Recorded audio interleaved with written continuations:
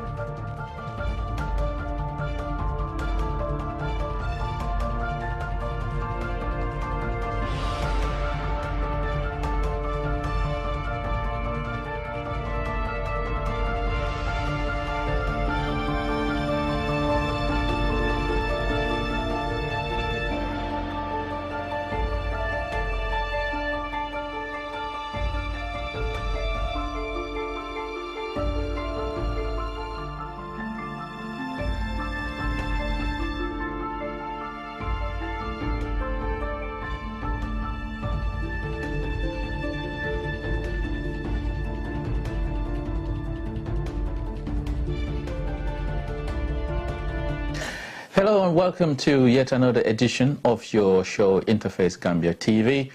It's a special interview we'll be having today. My name is Lamin Sam Jaite. Welcome once again to the Interface Gambia TV show.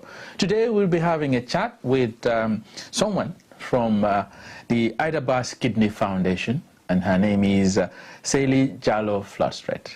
Sally, welcome. Thank you very much. All right, well, naturally, tell us a little bit about, more about Ida Bass Kidney Foundation. The charity is named after my mom, Ida Bass, who unfortunately passed away in September 2013. And it was when she was diagnosed with end-stage renal failure when I decided to set up the charity. And we've been going for 6 years now. Okay. And from a personal experience that your mom, like you said, passed away as a result of kidney problems. And why do you want to help?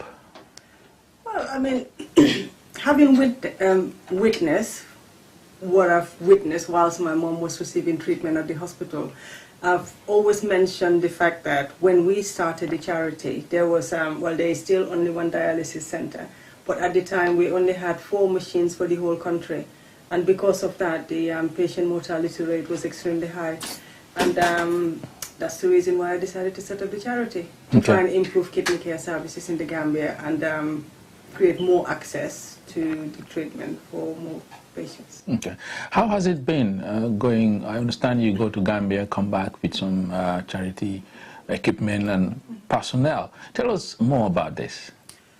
Well, we have been working with the Manchester Royal Infirmary now for just over 2 years now. This is something that I've been very passionate about to establish in the Gambia, which is vascular access, the vascular access program.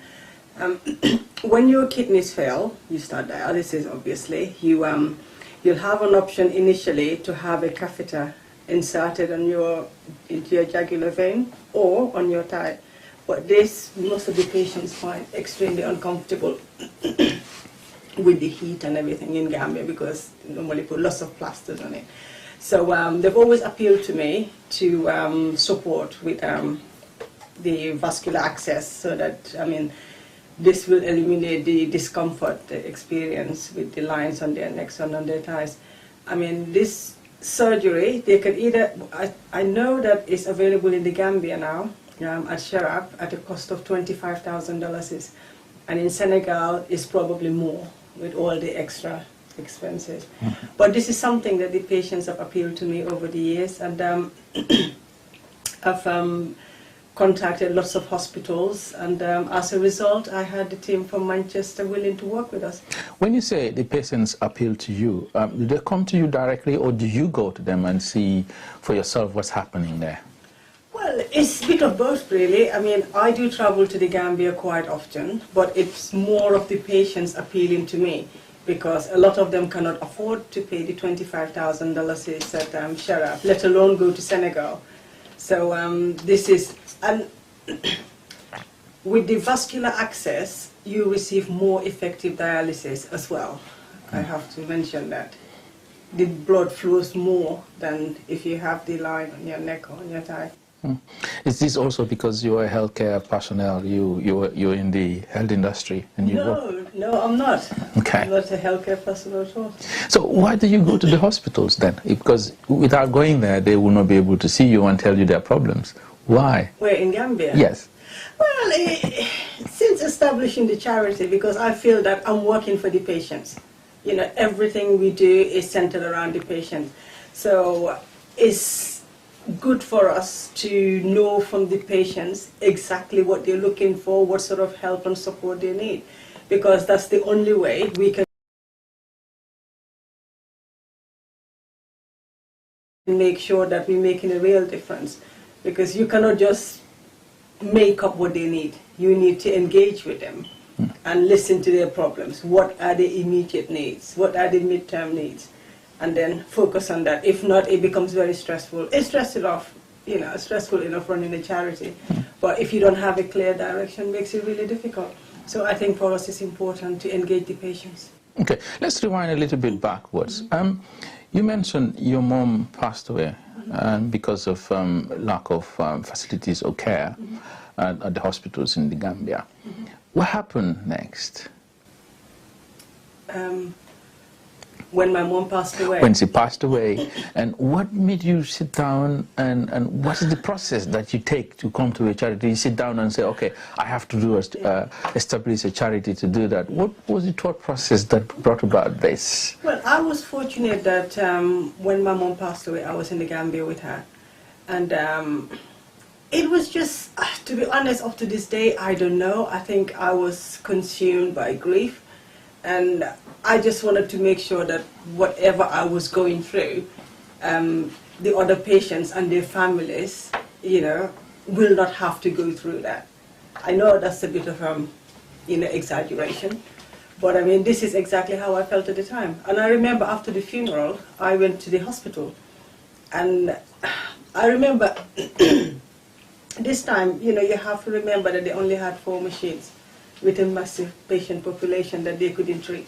So these patients will just come in the morning, every morning, and just sit outside on the corridors, hoping that the doctors would, you know, call them in for assessment or for treatment, for a consultation, or even offer them treatment on the day.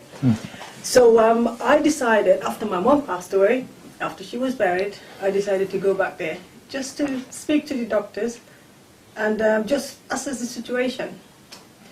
And I think that's when I decided something has to be done, because, you know, these are human beings. We cannot just leave them to just suffer the way they were suffering. I mean, I knew at the time I wanted to set up a charity, I wanted to help them, but to be honest, I didn't know how. So this all came after. I remember coming back and saying to my family here, friends, I'm going to set up a kidney foundation. And they looked at me and went, what do you know about kidneys or anything? I said, well, I don't have to know anything about kidneys, but I have a vision. I know where I want to take this charity. And I'm going to go out there and find people who can do the things I can't do. And they said, okay, so how are you going to do that? I said, well, first things first, we need to expand the dialysis center. Then we need to look at how we can tap into expertise in the UK to go out there and support our patients. So I remember writing to the chief medical director then and explained to him that I've decided to set up a charity. And the medical director in the Gambia or Manchester? In the Gambia. In the Gambia, okay. In the Gambia. Al-Jafari, his name was, I think he was from Egypt or Syria, I can't remember. So he said, oh, you know, so how are you going to do that? You're going to build a building? I said, no, we don't have time to do that. I was wondering whether we can look at the hospital and see if there is a structure that we can use, a bigger structure than what we currently have, and convert it into a dialysis center. So he said to me, well, I don't know if we have such. I said, well, I'm planning to come to the Gambia. Maybe we can walk around the hospital grounds and just have a look. Maybe there might be something. So we started walking around, go to the children's wing, and I saw the structure. So I said to him, oh, what's the structure for? He said, it's for a laundry facility. I said, well, is it possible that we can convert this into a dialysis center? He said, well, I'll need to check. And eventually he came back and said, yes, we can do it. So then I came back and started thinking, okay, now we have the space, but we don't have any such engineers in the Gambia who can design a dialysis center. So that was when I phoned up the Royal London Hospital and got asked to be put through to their renal unit and asked to speak to someone within their technical team. And I remember it was the matron I spoke to who said it was this gentleman called Cyril Prince. He was the technical manager or something like that. He was responsible for all the equipment and the setup of the center and all of that. So anyway, cut long story short, she gave me his contact details. I emailed him and I explained the situation. I said, here we are, I'm setting up this charity, we need to expand, we've got a structure. I was wondering if you would be willing to support us to design the building, to convert it into a dialysis center. So after exchanging a few emails, he came back and said yes. So we traveled to the Gambia and he did all the measurements and told me that we can fit 14 machines in this building. So I had a conversation with the chief medical officer. He was like, so 14 machines? We don't have 14 machines. Are you going to give us the machines? I said, yes, I mean, I'll see what I can do. But here's how we're going to do it. You prepare the building for us. Do all the work, you've got the plans, Cyril will do the plans, send it over. You can prepare the building, do the extensions, the tiling, flooring, air conditioners, everything. And we will provide all the equipment, plus look at expertise from the UK, engineers who can travel to the Gambia. And yeah, so that's what happened. I came to the UK, lobbied for equipment, fortunately got everything we needed, even got the engineers. 14 machines. 14 machines, and the water treatment system. And managed to get 2 engineers, one to set up the machines and one to do the water treatment system. Okay. Did you buy those equipment? No, I didn't buy them. The The dialysis machines were donated by the Royal Sussex Hospital in Brighton, and the water treatment system was donated by Veolia Water Technologies. Okay. We'll take our first break, and when we return, we shall continue the chat with the Ida Bass Kidney Foundation. Stay tuned. Interface TV. With us, the Gambia Chikanam Rek. At the heart of the Gambian way of life is the village and family. We have a vibrant and diverse culture full of music, dance, art, and a love of life. It's all around you, and you can feel it too. From the river comes fire. It brings light to the forest, wealth to its people, and new life to this fertile land.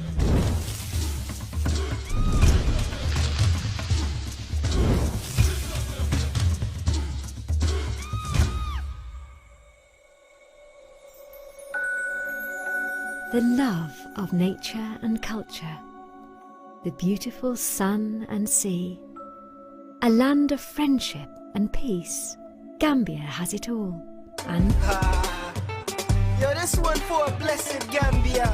The more we work together, the more we celebrate, the more we come together, the more we celebrate.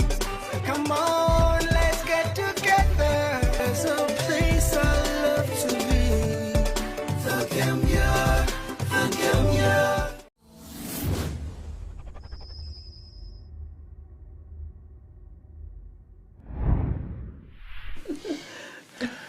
Welcome back. You're still watching Interface Gambia TV show.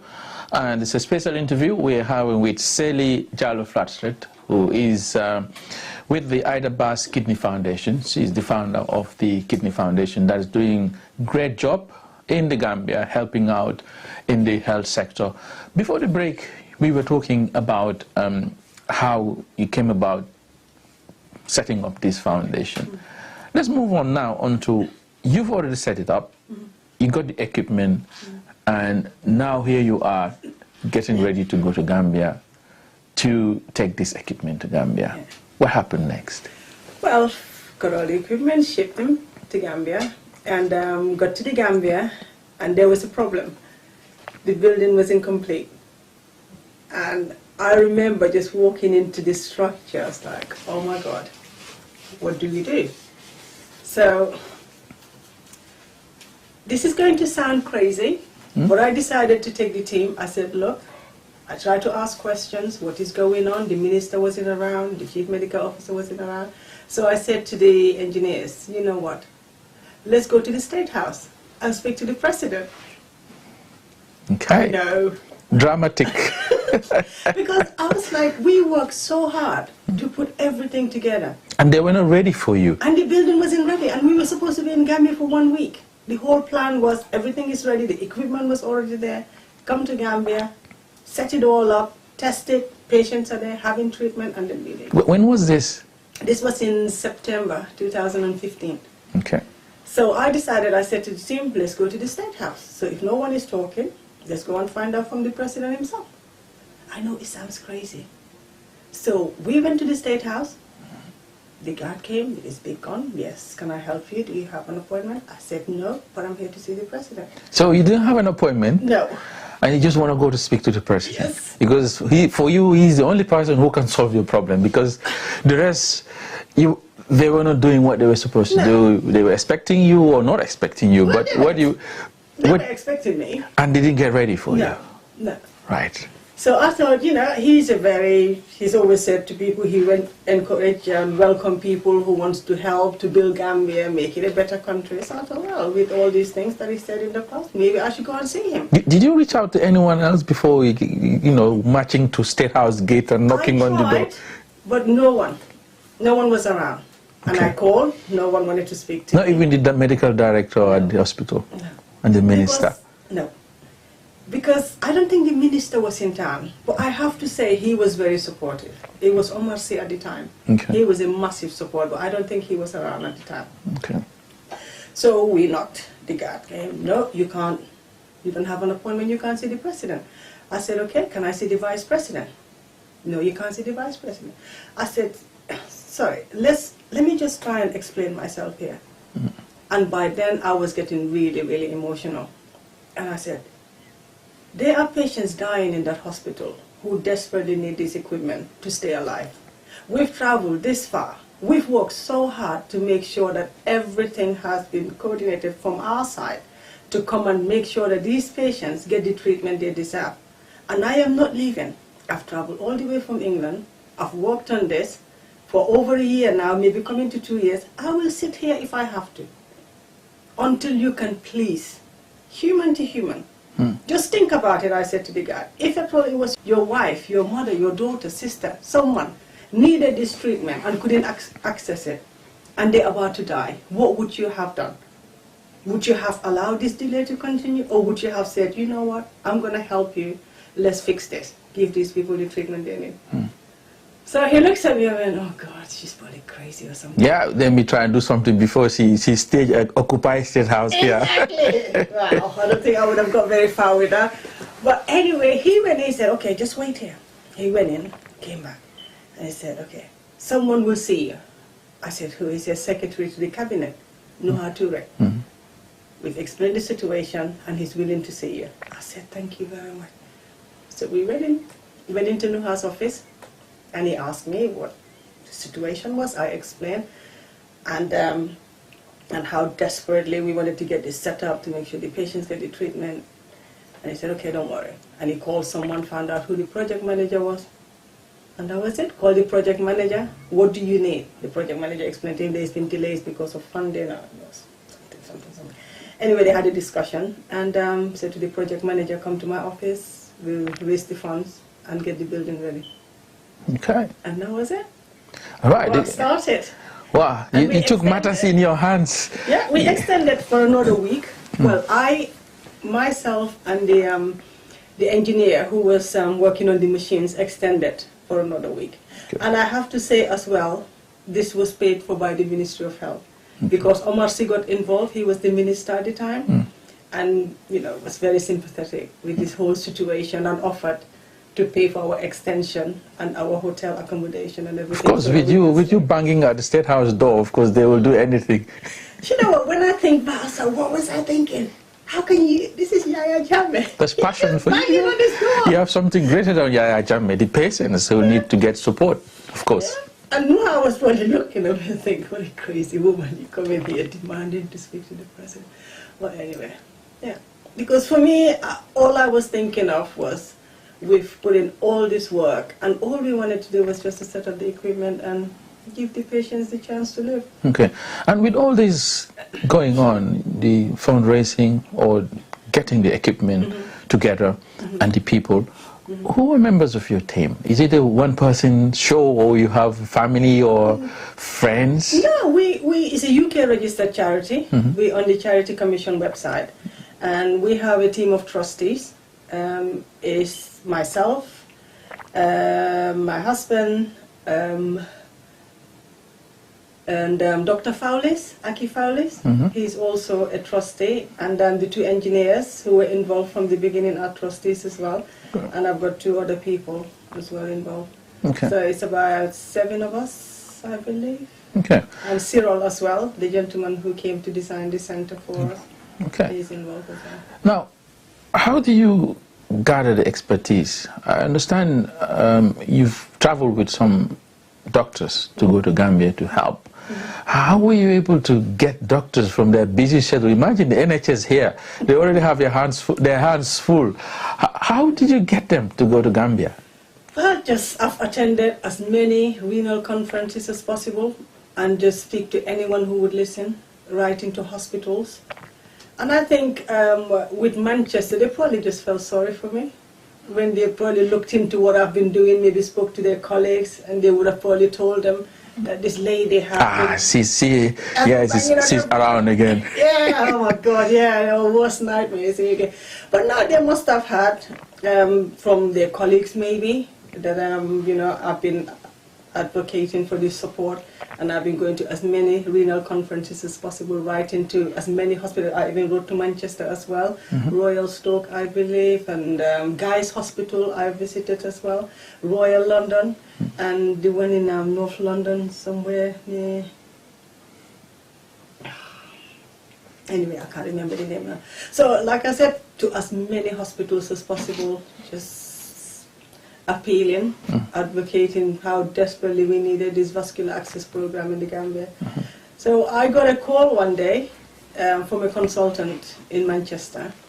Said, my name is Dr. Afshin Tabakoli.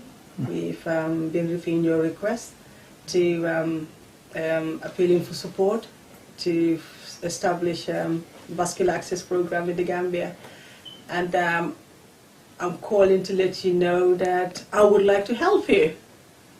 And I was like, oh my God, I felt like someone slapped me or something. I was like, what? That must be a happy slap. I was like, oh my God.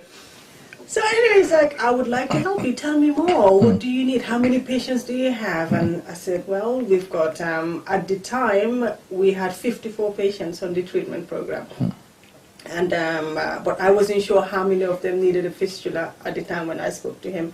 So I did manage to speak to the nephrologist at the time, this Cuban nephrologist, and she did tell me the number of patients who needed the vascular access. So we discussed about the theatre facilities in the Gambia, what was available, what wasn't available. So I said to him, I think it's best if we just provide everything just to be on the safe side, because we don't want to get there and find out that certain things were not available.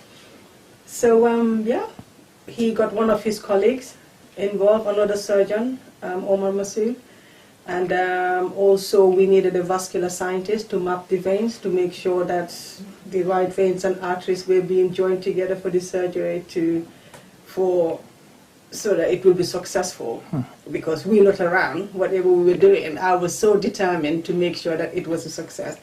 So we got the vascular scientist and the vascular nurse specialist as well, because I also wanted for her to do some training on vascular access aftercare with the nurses there and also with the patients. So we got a team of 4, we got everything together, and yeah, we left. Went to Gambia. Okay, you went with your team to Gambia and had this camp, we call it. Yeah.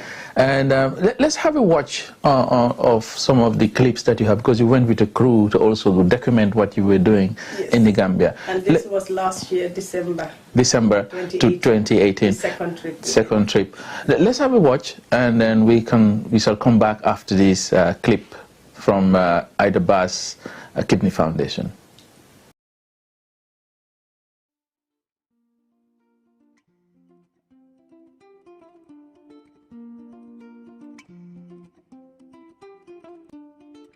My name is Sally Flatswood. I'm the founder of the Ida Bass Kidney Foundation.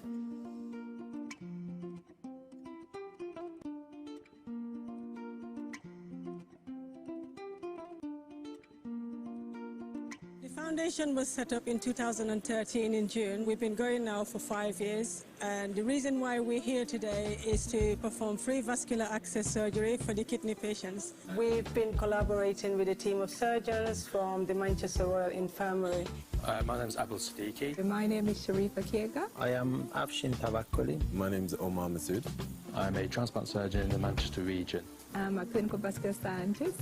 I'm a consultant transplant surgeon. I'm a husband. I'm a dad to 2 kids. And sometimes I'm a transplant surgeon. We made this film to highlight the challenges with kidney care services in the Gambia and to show how the work of the Ida Bass Kidney Foundation is making a difference.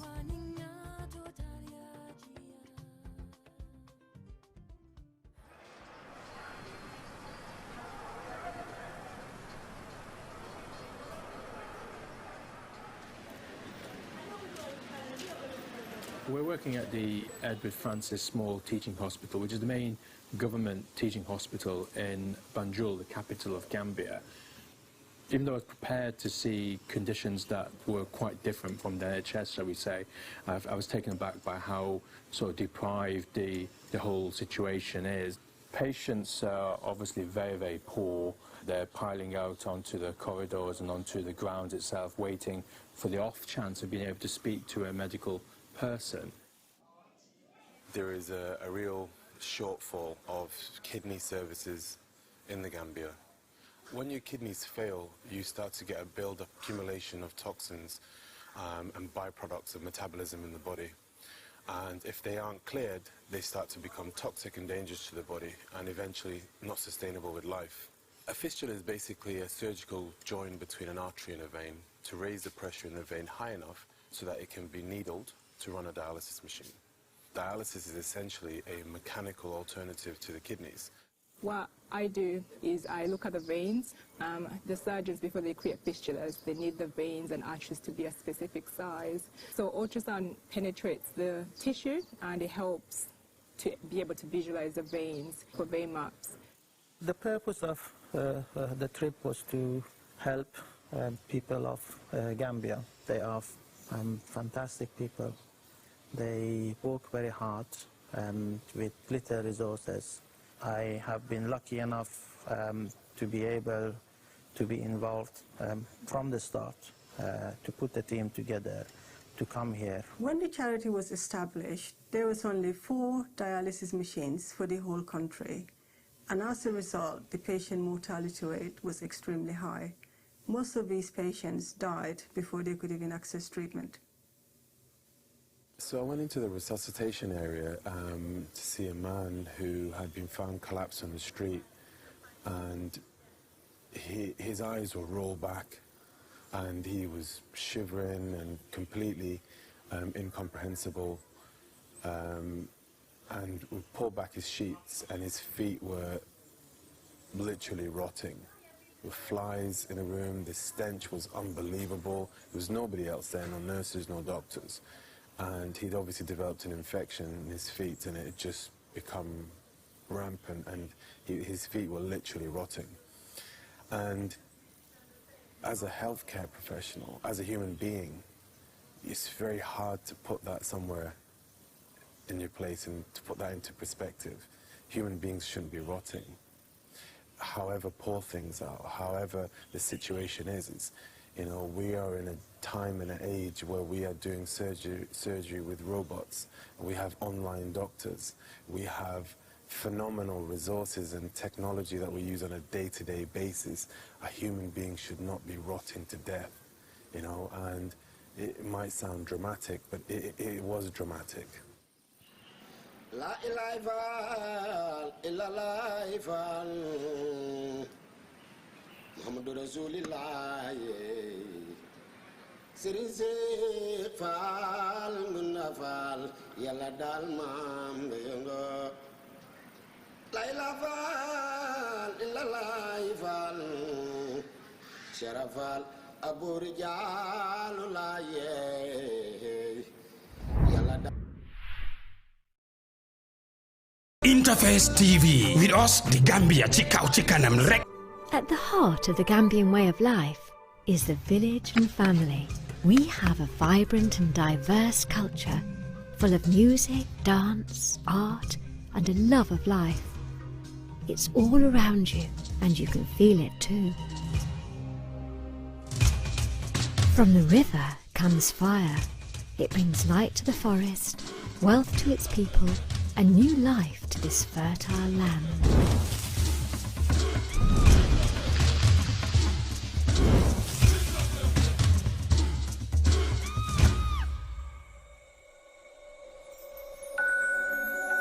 The love of nature and culture, the beautiful sun and sea, a land of friendship and peace.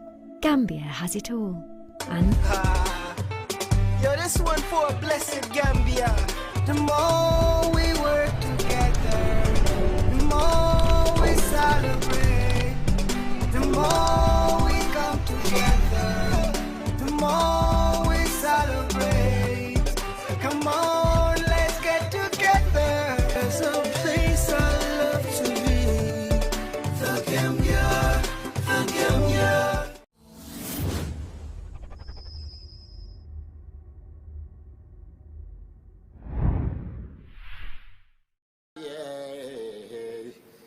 yàlla daal fa la bëggee yaaram ñun de yaa ñu moom faal boole yilif ñu sakk yaay de bosaaroy sa nga ñoo faal jàpp jaay maate nga yeewu di ma yee faal. Thank you very much.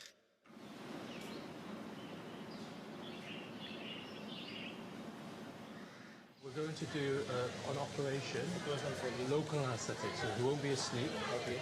So does he have any questions? Is he okay?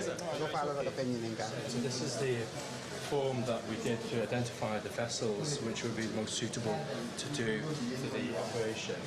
We're going to go on the left-hand side. It looks like we'll be able to go into the elbow to give him the best chance of a working fistula. Well, that was our first fistula today on our trip to Gambia. And it was a paediatric case, a 16-year-old young lad who has only very recently been diagnosed with renal failure. It was a difficult one, small, limited instruments, difficult with diathermy. It's our first time getting used to what the setup is like first, so it's taken a bit longer than perhaps we would do. Now that we know what we have and what we can do, we can hopefully now sort of motor on with the other cases. He tolerated very, very well. It's always a scary experience for them. Hopefully now this will heal in a matter of a few weeks, let it develop, and they'll be able to use that instead of the neckline that he's got. So hopefully this will do the trick now for many, many years. I think the theatres in Gambia are different from what surgeons are used to in the UK, but they had to improvise, and I think they did a wonderful job. Now, this hospital, there are a lot of challenges. Many of these challenges really are as a result of gross underfunding. Everybody is running around to make sure that the patients get the best care that they deserve.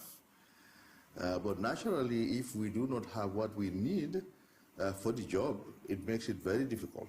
Now, you can see our infrastructure, a lot are dilapidated. This hospital is an old hospital. Many of the buildings need to be renovated and upgraded. The patients themselves have this inspirational strength, and that's something that has the biggest impact on you. That's what brings you back. Okay, my name is Kumuna Kora. Live in New Yindum. I'm 21 years old. Yes, I have old fistula, which is very big and affecting my heart. So my doctor advised me to terminate that one and make a new one. So Mohammed was our final patient, and we sort of saved him for last because he was the most complex. He had a significant aneurysmal disease of a pre-existing fistula, which he had done in Senegal, and that definitely needed attention. He essentially had 2 operations performed on the same day. Firstly, the surgery was successful, very successful, and I was very happy during the surgery because I have these people around me. I was amazed about the way they help people and the way they save people's life also. But unfortunately, everybody is not equal. So, like some patients, even they find very difficult to come for dialysis. It's very bad and costly also. Not everybody can afford it. So if you ask that person to drink 2,400 to do the dialysis, it's going to be very, very, very difficult for the person. And he or she needs to do dialysis 3 times a week. So that is huge amount of money. Yeah, that's the difficulty that we have in the hospital.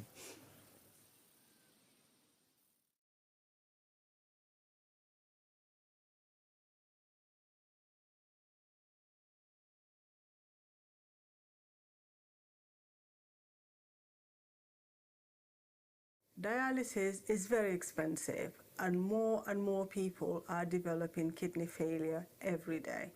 And this is why it is very important for the work of the Ida Bass Kidney Foundation to continue in order to keep these patients alive.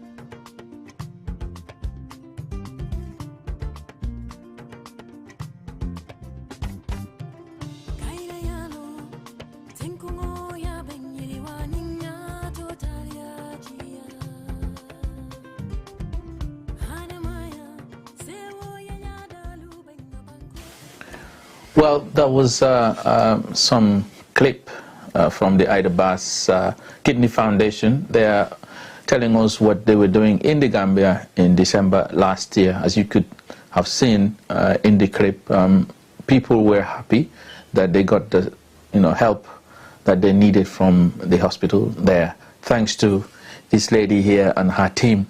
What was the experience like, if I may ask, going to Gambia with the team after having knocked at State House door, demanding that you want to see the president because your program is being stalled somehow by someone somewhere, and now here you are with your team, all of your, all of the surgeons, all the doctors, and the technical team there in the Gambia with the machines, and everything started going.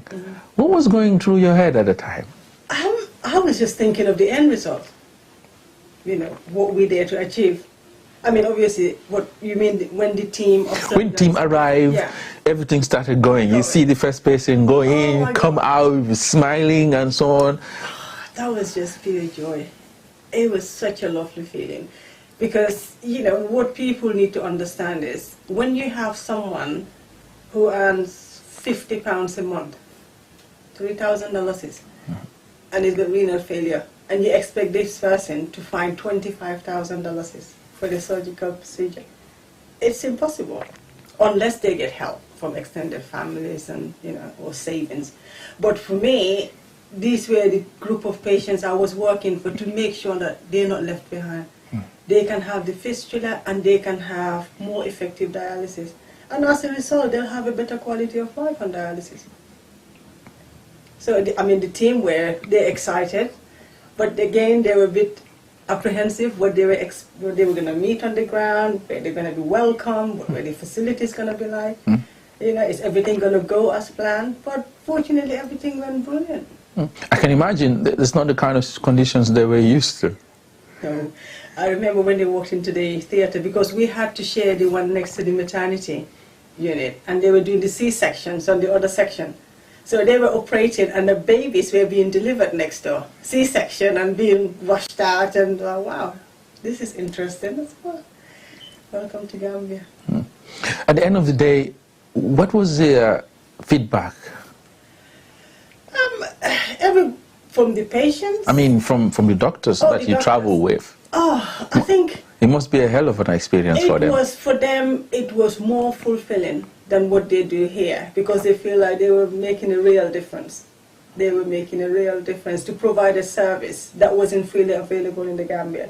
I think it was just that sense of fulfillment that we're doing something here that's really making a difference. And as a result, they were, quite looking forward to going back. And then we did go back last year. The first trip was in May 2016, I think. May 2017, I believe. And then we went back in December 2018. Okay. Yeah, May 2017 and December 2018. Are you planning another camp this year or next year? Well, we were supposed to be going December this year, but I don't know what's going to happen, because we've been seeing on social media. Is it 3 years Jotna is making you apprehensive?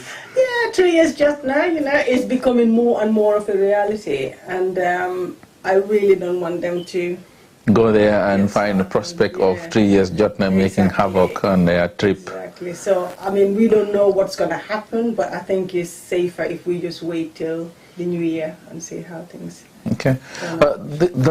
Last month you were. What was that you were giving? Oh, consumables. Consumables. Yeah, we do that on a regular basis. Okay. So we've been supporting with dialysis, bloodlines, the supplies that they need for the treatment. We do that on a regular basis. Yeah, consumables. These are the items that they normally use for the treatment. For the treatment. Yeah. Okay. Okay. All right. Now let's come to the dinero part. Yes. The fundraising part. Yes, the juicy part. Yes. Why I'm really here. Yes. How do you raise funds? Well, so many. I've done some we have an annual fundraiser we do, the British 10K run, which last year we had quite a good turnout, 30 runners, and I think we raised over £8,000. And this year, unfortunately, we couldn't do it. But we've been doing it every year since 2014. But this is the only year that we couldn't do it. And I just approach individuals directly with projects that we're working on for funding. So that's what you must have a database of individuals who can give you something that you want, because you see, it looks like you just go knock on their doors. Well, it's not as simple as that. Well, I wish it was. But now I've got a list of people that when we're really stuck, I do approach with a proposal and say, look, this is what we're working on. Like, for example, when we're traveling with the surgeons, you know, the first trip we needed money, so we were able to raise the extra funding we need through these individuals. So I'm really grateful for their support. Okay. Are you looking for more support? Yes, yes. I mean, as we speak, we've only still have the 14 machines for the whole country. I do have, we did have some machines in the Gambia to set up a second center, but this never materialized. And I did write to the CEO at the Carnifin General Hospital at the time, I think this was in 2016, that now that we've set up this center, we need a second center, because we still had more and more patients coming through for treatment. And we can only have 54 patients at any given time on the treatment program. So, but recently I've opened up that discussion again with the new CEO, Keba Mane. He's been absolutely fantastic, brilliant. I met him earlier this year. Really? Actually last month, they were doing a surgical camp, 3-day surgical camp in there, funded by a local charity called Vision Development Foundation. Okay, oh, brilliant. Yeah. Yeah, so he's been very engaging with us. Unfortunately, they don't have a structure we can use, but we have been allocated a plot within the hospital grounds to build a structure. And we've got an architect. Well, we did have one, but things didn't work out. So now we have a new architect. He's charging you more money? No. We've got someone who's going to pay for this service. Okay. With the first one, he was volunteering his service. He was actually recommended to us by Omar Gay at GAMWorks. But things didn't work out. But now we have a second architect who is, his services are being paid for by one of our private donors. Okay. So he's planning to go to the hospital to do site evaluation. But whilst we've been waiting for all of that to happen, because until the plan has been done, the costing has been done, we will know the exact amount it's going to cost for the structure to be built. Meanwhile, you have machines waiting to be used. Well, we did have some in the Gambia, but I think they have, we're not going to use them anymore. They've been sitting there way too long. So now I've recently, I think it was yesterday, I came back from ART conference in Cheshire. Is the Association of Renal Technologies, and they have this annual conference. And I did write to them, asked to be invited, as usual. All right then, I'll send you an invitation. You can come and harass us all. So anyway, I went, and I love it for better equipment for this new center that we're planning to build. So the support has been great. We've got lots of pledges for equipment. Okay. But I mean, so far what I've been able to do is to set up a page. I did set up a GoFundMe page, but I was told in the UK it's better to go for the Just Giving. That way they can add the gift aid. So I've now set up a Just Giving page with £10,000 on it. I mean, like I said, that's not going to be the cost of the structure. It's going to be a lot more. But this is just to pay for the initial cost. So at least until we know the real cost. Of course, I'm not going to expect to fundraise on a GoFundMe or Just Giving page for that. Yeah. So again, you still go back to your people with deep pockets. Well, yeah, you have to. And to be honest, I've been speaking to some people in Gambia as well. Some of the banks as well. They're interested to support, and media. I was going to say, where's the local support? Because it all seems like you're getting the support from this end, but not from that end. Yeah. Even Gambians in the diaspora, are they supporting? Yes, I mean, some of them. I mean, I don't want to name names, but I know some in the US and here who are willing to support with this project once we know the true cost of the whole project. And also some banks in the Gambia and some wealthy individuals in the Gambia have also pledged their support.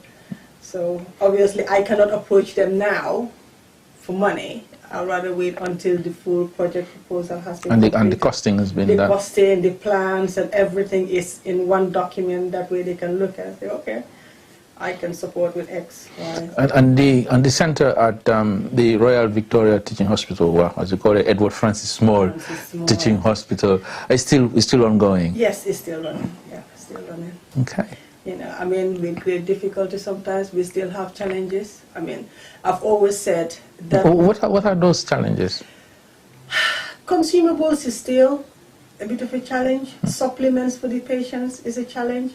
The maintenance of the center is a challenge.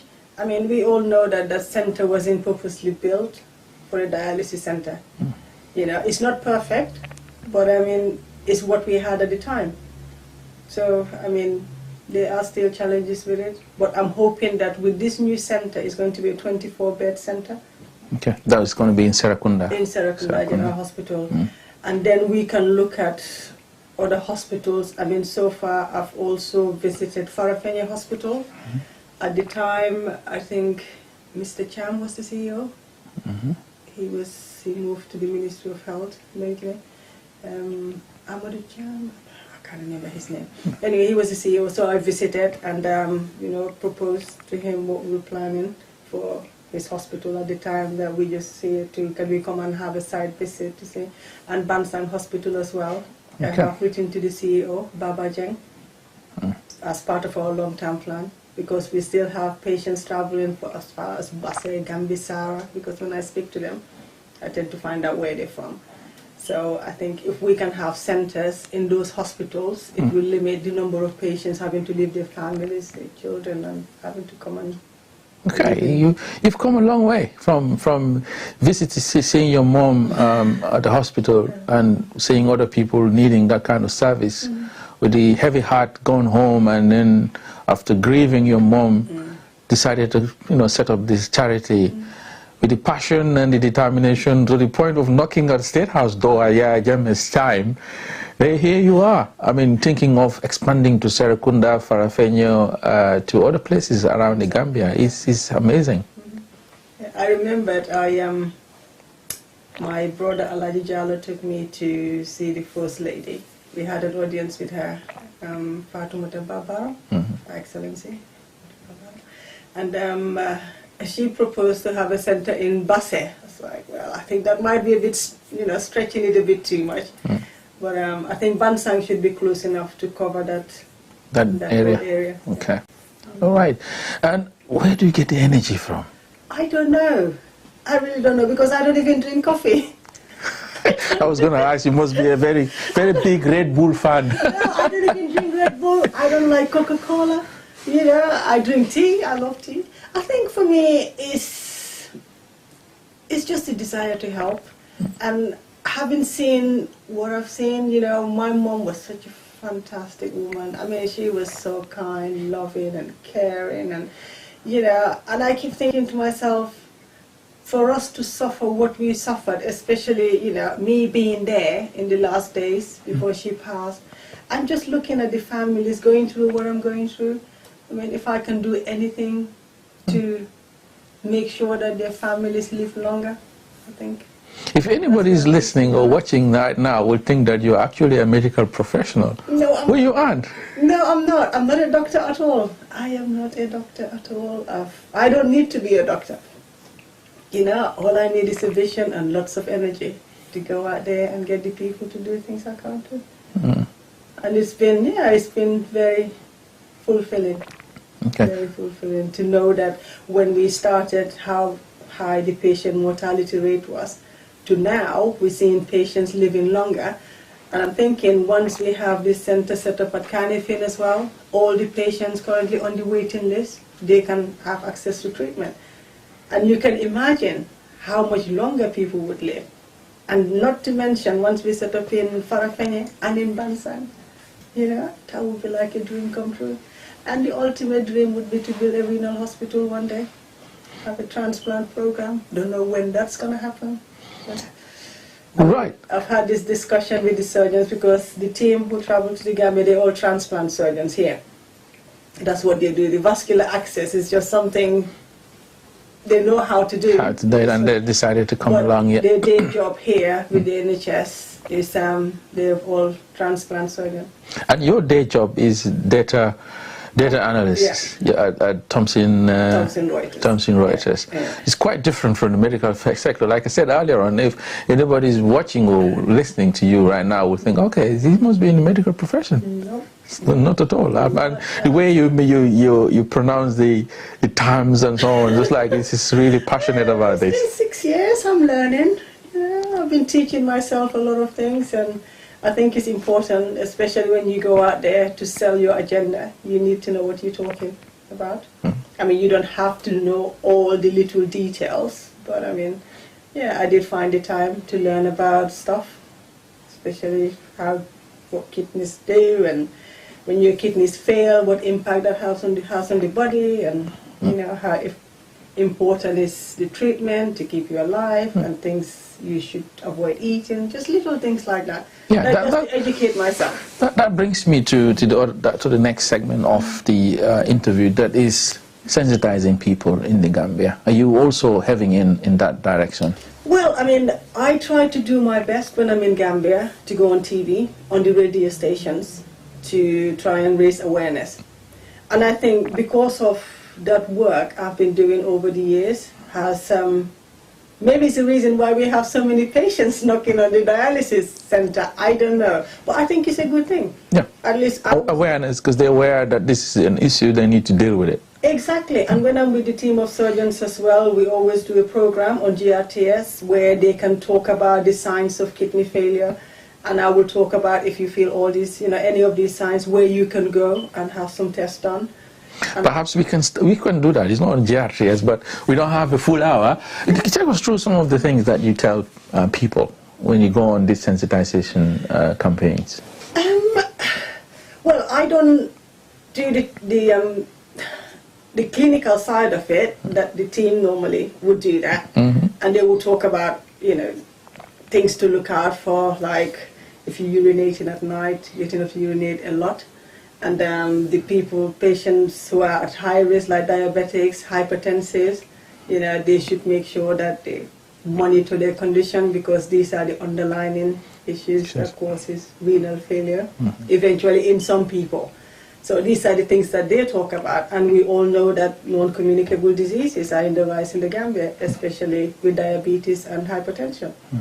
And once that trend continues, we are likely to see more patients with the kidney, and the kidney is a very vital organ in the human body. Well, of course it is. I mean, imagine whatever you eat, your kidney filters it and removes it. So when they fail, what's going to filter anything? Yeah, you have a lot of toxic stuff in you. Yeah, we can eat nyambe nyebe, and nyambe nyebe is not going to come out, nothing to filter it. So you need to have dialysis.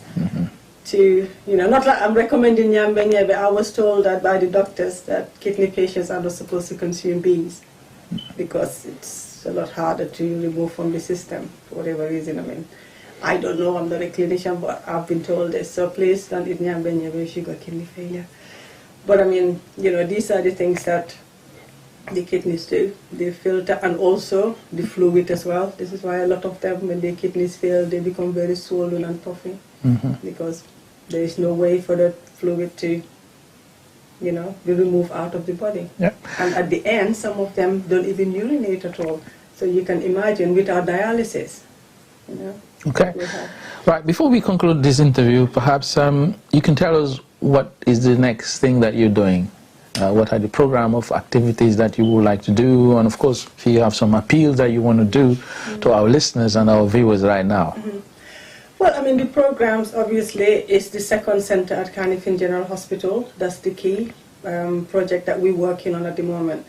And also, we've got some training programs in the pipeline, but this is for the staff in the Gambia to travel to Senegal. We're hoping that 6 of them will initially travel to Senegal to get some hands-on training.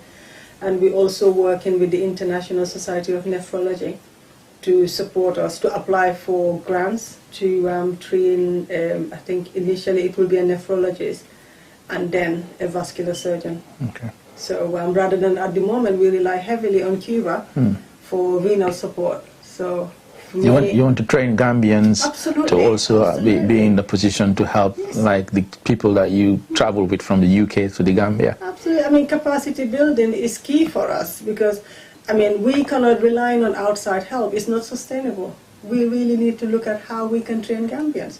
For me, that's what I would like to see. You know, especially when we're looking to expand, setting up other centers within the country. I would like to see Gambians there doing the job that these foreigners are coming to our country to do, and train our people to do it. And this is something that we are really looking into doing some more work around. Okay. And any appeals that you want to say or ask people to help? Yes, I mean, at the moment we've got the fundraising page. It's on the website, which is www.ibkf.org.uk. There's a fundraising page there, and you can just click on and support with as much as little as you can afford. Okay. And if there's any clinicians as well out there who would like to get involved and feel that they have something to offer, we're happy to engage with them. Do you do collaboration with other charities as well? No, I mean, we have been approached in the past, but again, I mean, I don't mind collaborating with other charities, but it has to be beneficial to us as well.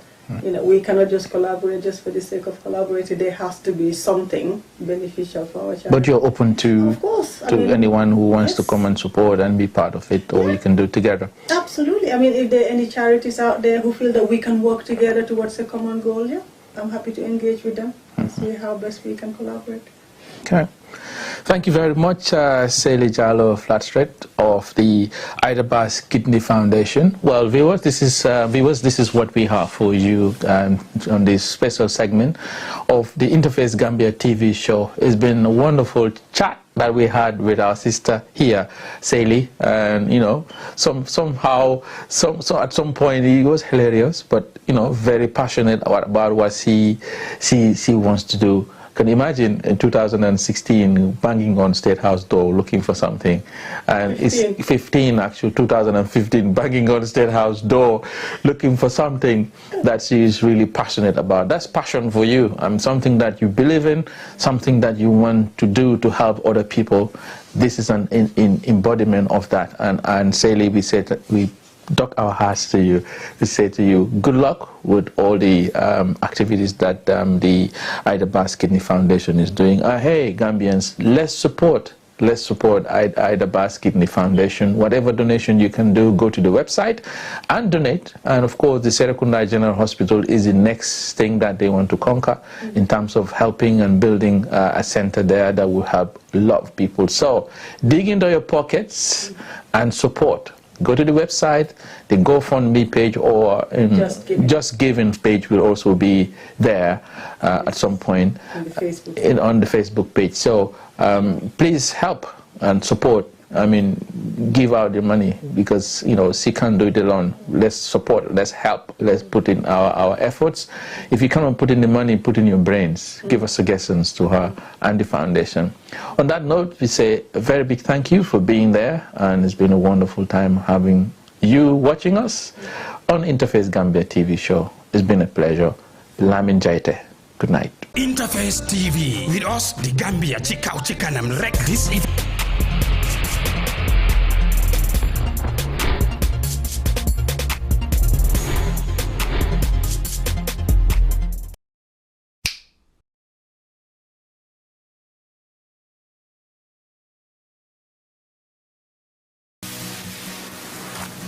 Je vous présente ADZ-TV Media Group, disponible en téléchargement sur Apple Store et Play Store.